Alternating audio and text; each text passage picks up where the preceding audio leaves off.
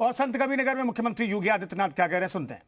श्री राकेश सिंह बघेल जी, पूर्व विधायक श्री दिग्विजय नारायण चतुर्वेदी जी, जिला प्रभारी अजय कुमार गौतम जी, पूर्व जिलाध्यक्ष श्री दुर्गा प्रसाद राय जी, श्याम करण सिंह जी, बद्री प्रसाद यादव जी, सेतभान राय जी, राम ललित चौधरी जी, जगदम्बा प्रसाद श्रीवास्तव जी, मंच पर उपस्थित भारतीय जनता पार्टी के हमारे सभी पदाधिकारीगण, सहयोगी दलों के भी हमारे सभी पदाधिकारीगण, भारी संख्या में उपस्थित जनपद संत कबीरनगर के मैदावल और खलीलाबाद विधानसभा क्षेत्र से जुड़े हुए सभी उपस्थित बहनों और भाइयों, आज सावन शिवरात्रि है। यहां के पवित्र धाम बाबा तामेश्वर नाथ धाम में श्रद्धालु जन आकर के देवादिदेव महादेव को अपनी श्रद्धा अर्पित करते हुए जलाभिषेक कर रहे हैं। बाबा तामेश्वर नाथ धाम की इस पावन धरा को कोटि कोटि नमन करते हुए मैं आप सभी का अभिनंदन करता हूं और सावन शिवरात्रि की हृदय से बधाई भी आप सबको देता हूं।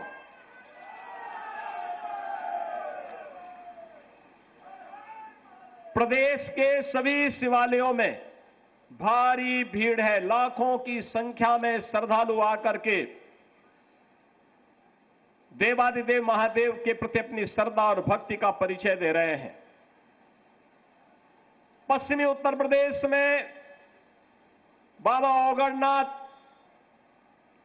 मेरठ में बाबा दुग्धेश्वर नाथ मंदिर, गाजियाबाद में पुरा महादेव मंदिर, बागपत में, काशी में काशी विश्वनाथ धाम और मार्कंडे महादेव के मंदिर में लाखों की संख्या में श्रद्धालु आकर के देर रात्रि से ही जलाभिषेक कर रहे हैं। और ये आपका सौभाग्य है कि जनपद संत कबीरनगर में बाबा तामेश्वर नाथ का पवित्र धाम है। मैं बाबा के चरणों में नमन करते हुए सावन शिवरात्रि की हृदय से बधाई आप सबको देता हूं। बहनों और भाइयों, जनपद का नाम मध्यकालीन निर्गुण धारा के एक प्रखर संत कबीरदास जी के नाम पर है। याद करिए, उन्होंने पाखंड के खिलाफ, जाति पाति के भेद को चौड़ा करने वालों पर कड़ा प्रहार किया था। समाज को बांटने वाले लोगों से उन्होंने सावधान किया था। और यही कारण है सैकड़ों वर्षों के बाद भी संत कबीर दास जी की ये वाणियां आज भी समाज का मार्गदर्शन कर रही है। संत कबीर दास जी उस पाखंड के खिलाफ लड़ने के लिए इसीलिए मगहर में आए थे। लोगों की मान्यता थी कि मगहर में मरने पर नरक मिलता है। उन्होंने कहा स्वर्ग और नरक ये व्यक्ति के कर्मों पर निर्भर करता। अच्छे कर्म करिए, लोक कल्याण का कार्य करिए, सदाचार का कार्य करिए, अपने कर्तव्यों का निर्वहन करिए, ईमानदारी के साथ अपने कर्तव्यों का निर्वहन करेंगे तो आपको कहीं भी स्वर्ग प्राप्त हो सकता है। और उन्होंने इसीलिए मगहर में आकर के साबित किया कि नहीं, यहां नरक नहीं, यह भी स्वर्ग पाने की भूमि है। और स्वर्ग पाने की इस भूमि संत कबीर दास जी की इन स्मृतियों को जीवंत बनाने के लिए डबल इंजन की सरकार ने प्रधानमंत्री मोदी जी के मार्गदर्शन में कबीर एकेडमी का निर्माण मगहर में किया है। वहां का सुंदरीकरण किया है। संत कबीर दास जी से जुड़े हुए विभिन्न पहलों को लेकर के शोध को आगे बढ़ाने के लिए हम लोगों ने अपने कार्यक्रम को आगे बढ़ाया है।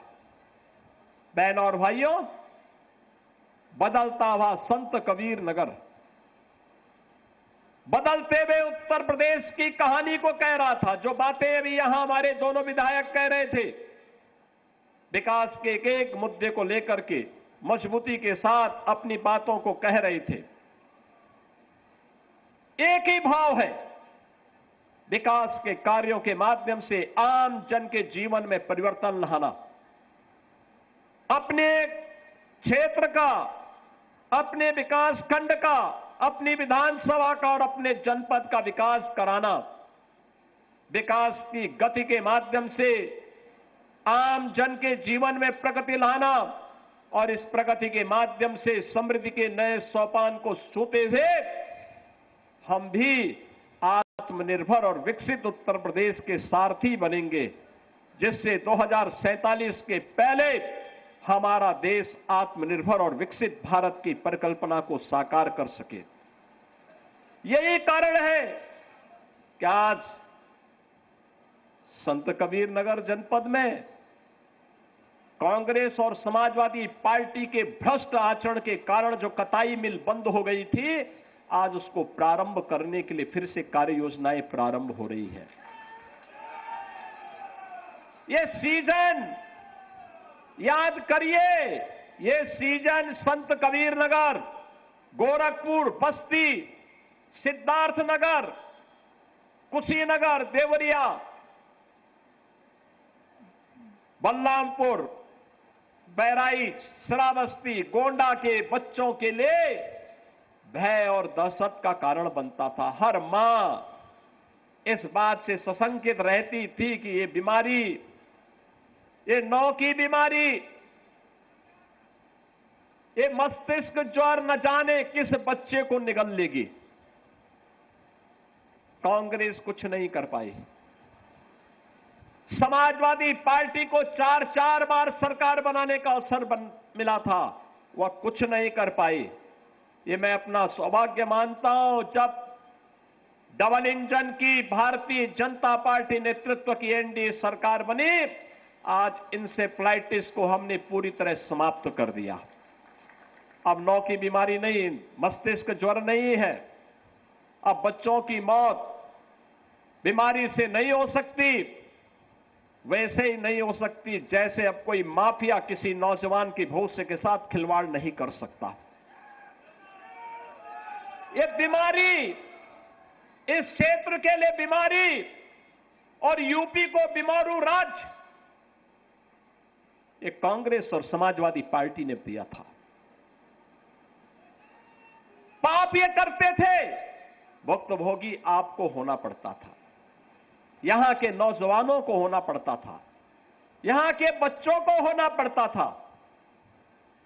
भ्रष्टाचार इनका और खामियाजा हमारे बच्चों को भुगतना पड़ता था। वे समय काल कल्पित होते थे।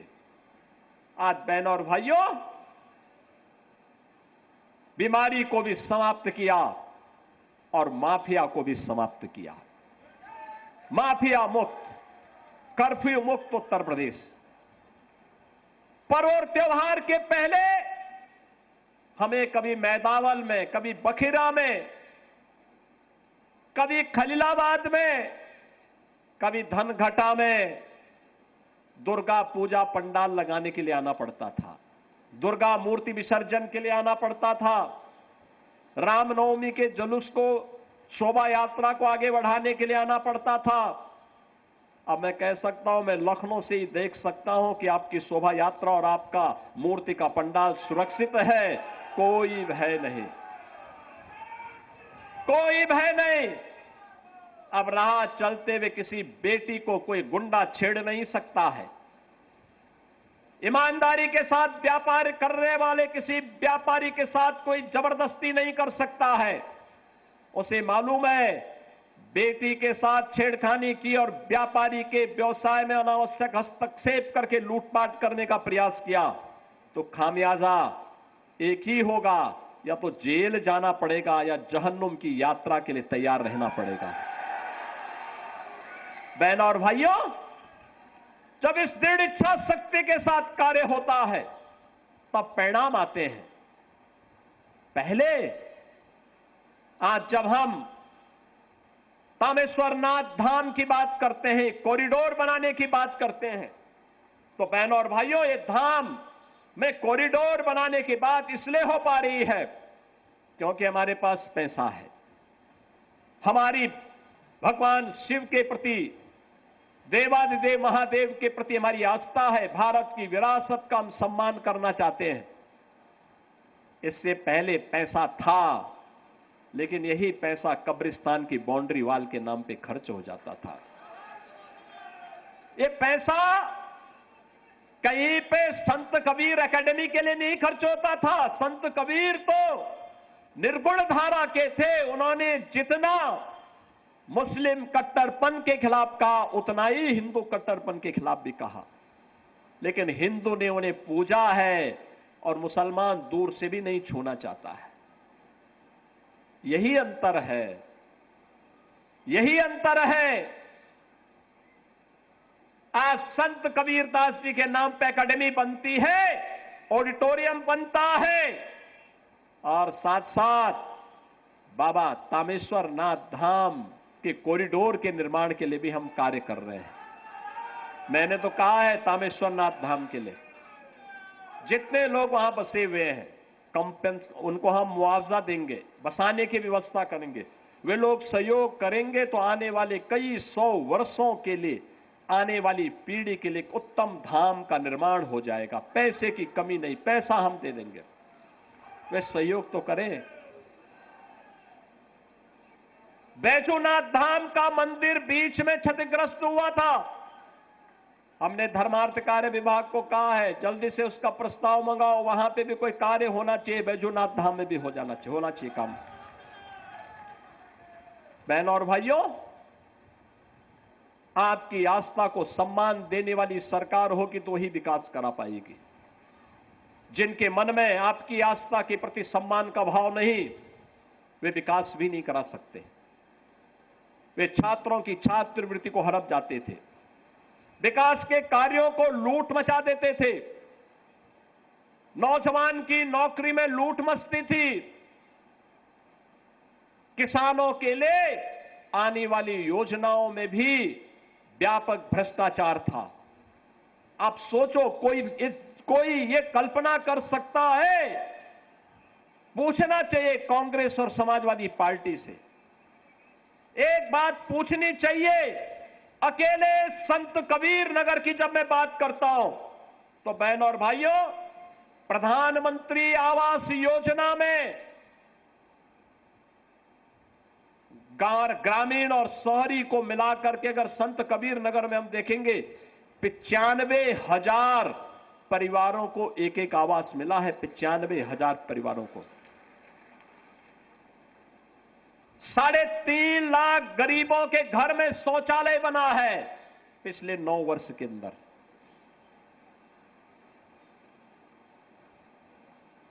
तीन लाख से अधिक किसानों को प्रतिवर्ष 6,000 रुपए सालाना प्रधानमंत्री किसान सम्मान निधि का लाभ मिल रहा है। वृद्धजनों को वृद्धावस्था पेंशन, दिव्यांगजनों को दिव्यांगजन पेंशन, निराश्रित महिलाओं को निराश्रित महिला पेंशन का लाभ मिल रहा है। प्रदेश भर में हम 1 करोड़ 10 लाख परिवारों को यह सुविधा दे रहे हैं। मातृ वंदना योजना के अंतर्गत भी यह सुविधा प्राप्त हो रही है। बहनों और भाइयों, कार्य करने की इच्छा शक्ति होनी चाहिए। आज जो ये सड़कें बन रही हैं, ये जो बाईपास बन रहे हैं, ये जो बस स्टेशन बन रहे हैं, बहराइच से लेकर के बांसी होते हुए खल्लाबाद तक जो ये रेलवे लाइन बन रही है, ये रेलवे लाइन ये विकास का आधार है, विकास का। ये विकास करेगी, बेहतर कनेक्टिविटी देगी। और हम लोगों ने तय किया है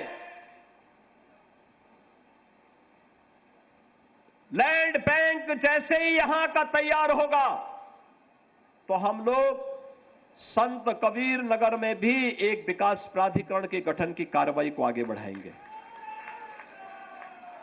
विकास प्राधिकरण का कार्यक्रम, ढेर सारे कार्यक्रम आगे बढ़ेंगे। हम 1 डिस्ट्रिक्ट 1 मेडिकल कॉलेज की तरफ भी बढ़ रहे हैं। ये इसलिए क्योंकि आज की आवश्यकता है।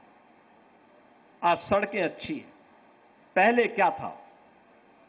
17 के पहले बाढ़ से, बीमारी से, दंगों और कर्फ्यू से,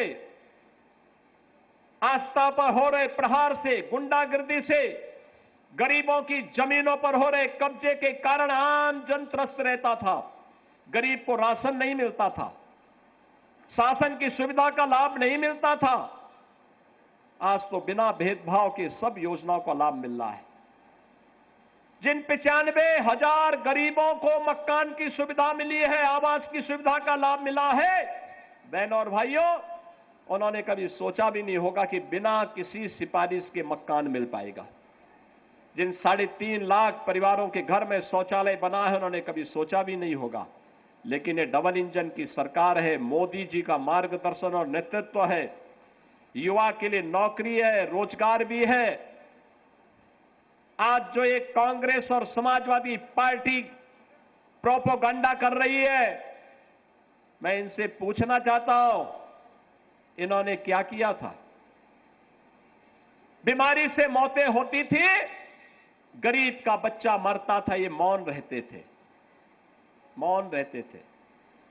इनके कानों में जूं नहीं रेंगता था, कभी उस गरीब के साथ खड़े नहीं होते थे।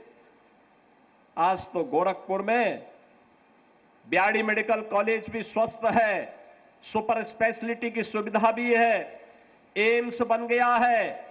और एम्स बनने के साथ साथ जहां पहले केवल गोरखपुर में मेडिकल कॉलेज था, आज गोरखपुर में मेडिकल कॉलेज है ही, एम्स बन गया। कुशीनगर में मेडिकल कॉलेज, देवरिया में मेडिकल कॉलेज, महाराजगंज में मेडिकल कॉलेज, सिद्धार्थनगर में मेडिकल कॉलेज, बस्ती में मेडिकल कॉलेज, बलरामपुर में मेडिकल कॉलेज, बहराइच में मेडिकल कॉलेज, गोंडा में मेडिकल कॉलेज, सुल्तानपुर में मेडिकल कॉलेज, प्रतापगढ़ में मेडिकल कॉलेज, रायबरेली में मेडिकल कॉलेज। बहनों और भाइयों, अमेठी में मेडिकल कॉलेज, अंबेडकर नगर में मेडिकल कॉलेज, अयोध्या में मेडिकल कॉलेज, जौनपुर में मेडिकल कॉलेज, गाजीपुर में, चंदौली में, सोनभद्र में, मिर्जापुर में। यानी मेडिकल कॉलेजेस की एक लंबी श्रृंखला खड़ी हो गई है, लंबी श्रृंखला खड़ी हो गई है। सरकार की इच्छा शक्ति होनी चाहिए, नियति साफ होनी चाहिए, और नीति बन जाती है तो निर्माण भी हो जाता है। और ये निर्माण उसी शुद्ध नियत के साथ किए गए प्रयास का परिणाम है। आज यहां पे मेडिकल कॉलेज का निर्माण हो गया है। बच्चे, यहां के बच्चे यही पढ़ रहे हैं, नहीं तो गरीब का बच्चा कहां जाएगा? यहां का युवा ऊर्जावान है, प्रतिभाशाली है, उसको मंच नहीं मिला तो प्लान करता था। आज खल्लाबाद के बगल में गोरखपुर का औद्योगिक शहर बसा हुआ है, गीड़ा बसा हुआ है। 50,000 से अधिक नौजवानों को केवल 9 वर्ष में यहां पर रोजगार मिला है, नौकरी मिली है। इसमें आपके संत कबीर नगर के नौजवान भी वहां पर रोजगार प्राप्त किए हैं। बहनों और भाइयों, ये जो सड़कें हैं, ये सड़क मात्र नहीं है, ये आपकी गति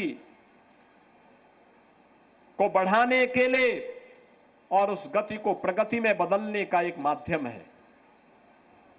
जब प्रगति होती है तो अपने आप ही समृद्धि आती है, और उसी समृद्धि के लिए ये विकास के कार्य हो रहे हैं, स्किल डेवलपमेंट के सेंटर बन रहे हैं। मैं राहुल जी से भी और अखिलेश जी से भी कहना चाहूंगा, ये लोग जो बातें कर रहे हैं, मैं उनसे पूछना चाहता हूं, अगर आप आंकड़ों को ध्यान देंगे तो इनकी वास्तविकता सामने आ जाएगी। आंकड़े बताते हैं, पहले 2014 के पहले, मोदी जी के पहले लंबे समय तक कांग्रेस ने शासन किया। देश के अंदर आईआईटी की संख्या थी मात्र 16 और 14 के बाद मोदी जी के नेतृत्व में आईआईटी की संख्या हुई है 23, बढ़ी है। 44% की वृद्धि हुई है। आईएम 14 के पहले इनकी संख्या थी 13 और 14 के बाद इनकी संख्या में वृद्धि हुई है 22, यानी 69% ये बढ़े हैं। प्रधानमंत्री कौशल विकास के लिए 14 के पहले व्यवस्था अस्तित्व में ही नहीं थी। अगर नौजवान की स्किलिंग नहीं है तो उसको नौकरी और रोजगार नहीं मिलेगा।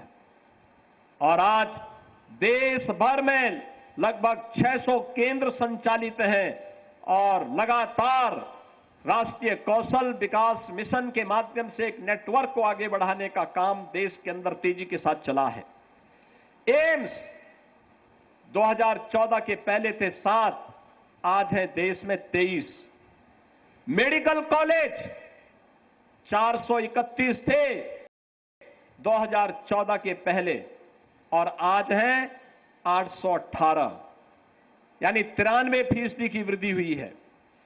एमबीबीएस की जो सीट्स थी 2014 के पहले थी 51,348, आज है 1,28,926, यानी 151% की वृद्धि हुई है।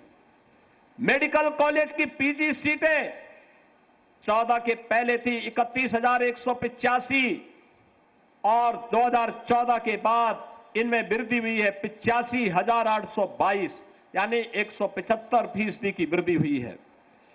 रोजगार सृजन के लिए 2014 के पहले 1947 के बाद से कुल रोजगार का सृजन हुआ था 147 करोड़ और कुल रोजगार का सृजन मोदी जी के बाद हुआ है 64 करोड़ 33 लाख, यानी इसमें 17 करोड़ 18 लाख की वृद्धि हुई है।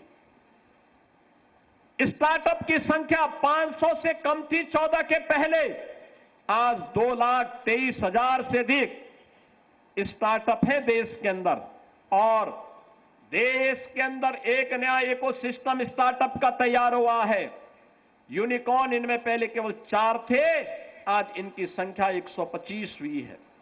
राहुल जी और अखिलेश यादव जी, आप पता नहीं पढ़े लिखे हैं या नहीं है, आपके वक्तव्य, आप लोगों के द्वारा कही जाने वाली बातें कभी कभी हास्यास्पद होती हैं, आप लोगों को कटघरे में खड़ा कर देती है। लेकिन मैं आपसे कहना चाहता हूं, एम्प्लॉयमेंट के लिए स्किलिंग चाहिए। आज के नौजवान की जो हमारे पास डेमोग्राफिक डिविडेंड के रूप में 56 से 60% युवा जनशक्ति है, इसकी स्किलिंग के लिए कार्य किए जाने की आवश्यकता थी, जो डबल इंजन की भाजपा की सरकार ने आगे बढ़ाया है। उसकी स्किलिंग हो रही है, उसके लिए एम्प्लॉयमेंट की व्यवस्था हो रही है, स्टार्टअप का एक इकोसिस्टम तैयार किया गया है। ये IIT, triple IIT, IIM, AIIMS, medical college की श्रृंखला, एक स्किल डेवलपमेंट सेंटर की श्रृंखला इन्हीं नौजवानों की स्किलिंग का और इनके लिए अपने भविष्य को उज्जवल बनाने का एक माध्यम बना है। आपके समय में मेडिकल कॉलेज नहीं थे, आप लोगों ने मेडिकल कॉलेज बनाने में रुचि भी नहीं ली, तो बच्चा लेता एडमिशन कहां लेता? आज आप राजनीति कर रहे हैं, केवल राजनीति कर रहे हैं, उस नौजवान के साथ न्याय नहीं कर पा रहे हैं। आपके समय में उस नौजवान की नौकरी में डकैती पड़ती थी, उस नौजवान के साथ अन्याय होता था। आज बहनों और भाइयों, हम लोगों ने तय कर रखा है, अगर नौजवान के भविष्य के साथ किसी व्यक्ति या संस्था ने खिलवाड़ किया तो उसकी पूरी संपत्ति जब्त कर लेंगे और खिलवाड़ करने वाले को आजीवन कारावास की सजा भी करवा देंगे। बहनों और भाइयों, जीरो टॉलरेंस की नीति के तहत सरकार कार्य कर रही है और जीरो टॉलरेंस इन क्षेत्रों में भी देखने को मिलेगा। मैं आज के इस अवसर पर जब यहां पे इन दोनों विधानसभाओं क्षेत्र से जुड़े हुए 617 करोड़ रुपए की इन परियोजनाओं के बारे में, जिसके बारे में हमारे दोनों माननीय विधायकों ने यहां पे विस्तार से कहा है। सड़क भी बनी है, पेयजल की व्यवस्था भी हुई है, आईटीआई भी बने हैं, हॉस्पिटल भी बने हैं,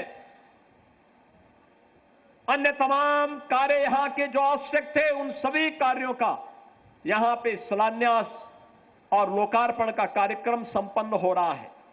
बहन और भाइयों, विकास तब होता है जब विकास कार्य करने की में रुचि लेने वाले जनप्रतिनिधि हो। आपने रुचि लेने के लिए डबल इंजन की इस सरकार को चुना है। मैं आपको आश्वस्त करता हूं, संत कबीर नगर तो हमारे लिए आंगन जैसा है। जब मर्जी तब हम लोग आ सकते थे, पहले भी आते थे। बखिरा में, अगल बगल के क्षेत्र में हम लोग लगातार आते थे। कितना समय लगता था मुझे, तब भी गोरखपुर से आने में 45 मिनट का समय लगता था। अब तो अच्छी सड़कें हो गई और आसानी से हम आ सकते हैं। विकास के कार्यों में कमी नहीं आने दी जाएगी। आप डबल इंजन सरकार को अपना आशीर्वाद बनाते रहिए, लगातार देते रहिए। विकास और विरासत का अभियान आगे बढ़ेगा। प्रधानमंत्री मोदी जी के विजन को जमीनी धरातल पर उतारने का कार्य करेंगे। इस विश्वास के साथ 617 करोड़ रुपए की परियोजनाओं के लिए मैं आपको बधाई देता हूं। आज सावन शिवरात्रि के अवसर पर देवादिदेव महादेव भगवान तामेश्वर नाथ से आप सबके उज्जवल में भविष्य की खुशहाली की कामना करते हुए अपनी वाणी को विराम देता हूं। धन्यवाद। जय हिंद, जय जय श्री राम। एक बार जोरदार तालियों के साथ अभिनंदन, वंदन, स्वागत। और जिन्होंने हम सभी को सम्मानित किया और अब वो पल है कि आइए हम उनको सम्मानित करते हैं और सादर आमंत्रित करते हुए मंचासीन समस्त सम्मानित जनप्रतिनिधि गणों के माध्यम से और सभी सम्मानित महानुभावों के कर कमलों के माध्यम से संत कबीर नगर की तस्वीरें आपको दिखा रहे हैं। मुख्यमंत्री योगी आदित्यनाथ का संबोधन आप सुन रहे थे। संत कबीर नगर को करोड़ों की सौगात मुख्यमंत्री योगी आदित्यनाथ ने दी है। संत कबीर नगर से मुख्यमंत्री योगी आदित्यनाथ की सीधी तस्वीर आपको दिखा रहे हैं। यहाँ पर संबोधन के जरिए उन्होंने संत कबीर नगर के लिए